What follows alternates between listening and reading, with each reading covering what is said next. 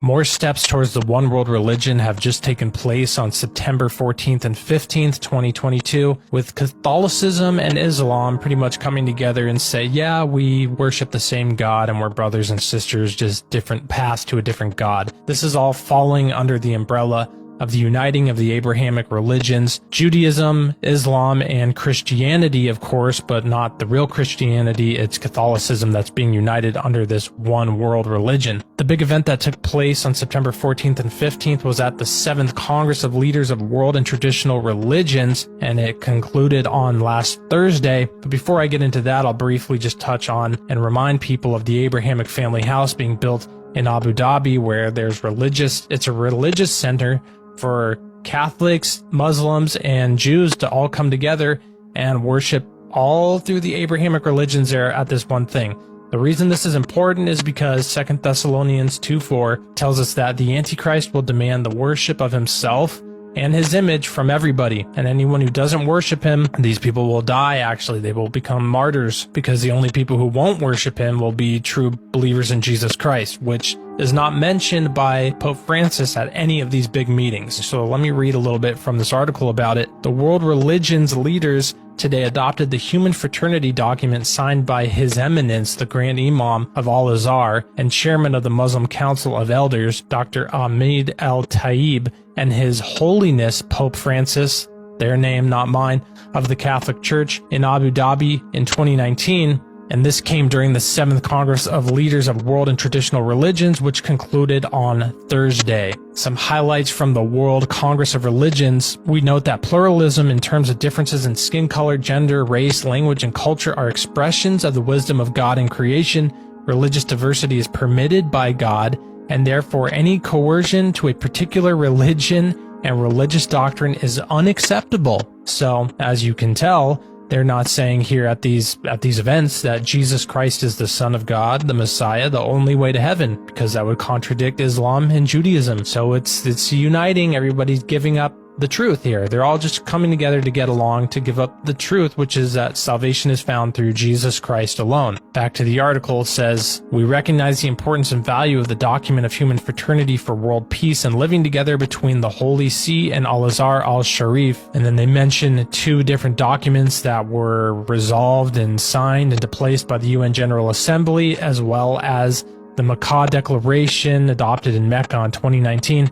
And these call for peace, dialogue, mutual understanding, and mutual respect among believers. So it's really the uniting of all these religions under the fact that we need to coexist together. And yes, of course, we need to coexist together.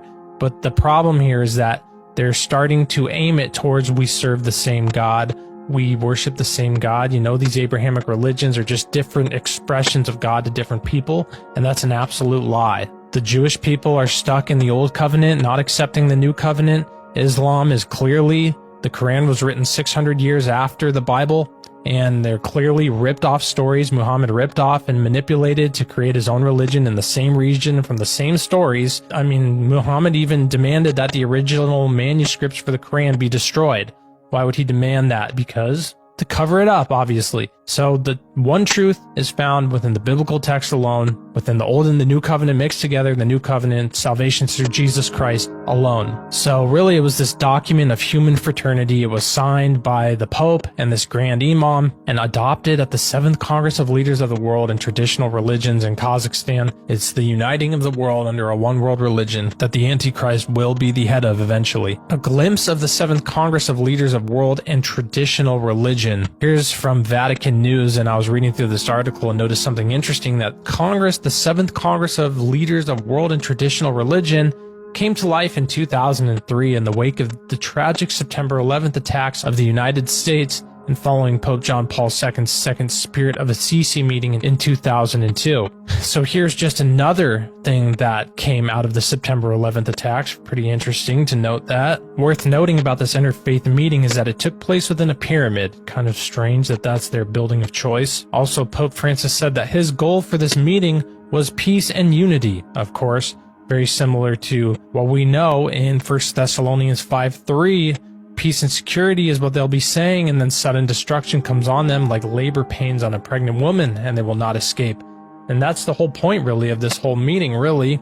and this whole uniting of these religions together. Not that we shouldn't get along and not that we should be out killing each other or something, but the fact that they're trying to unite everybody under peace and security, that's exactly what the Bible says they'll be doing, because it's dropping the truth that Jesus Christ is the way to salvation, which is the true love and peace that people need to come to realize, and just accepting everybody's false doctrines and false teachings for peace and safety, and that will cause sudden destruction. Pope Francis also said at this meeting that the best way to stop religious extremism is not through following the teachings of Jesus Christ, but actually through political democracy.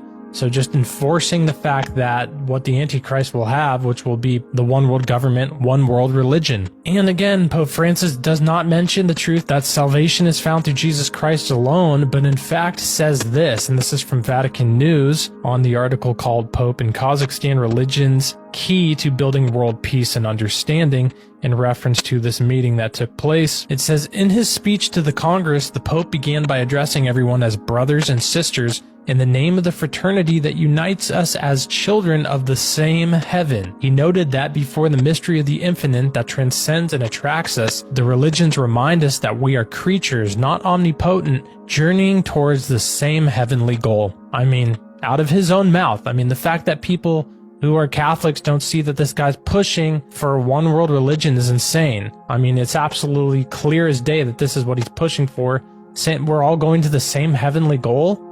That Muslims who actually have written on the Dome of the Rock building in Jerusalem actually says God has no son. And so they want to unite Catholicism with people who say God has no son, because it's clearly written, clear as day in the Bible, that you have to acknowledge Jesus as the Son of God in order to find salvation through him.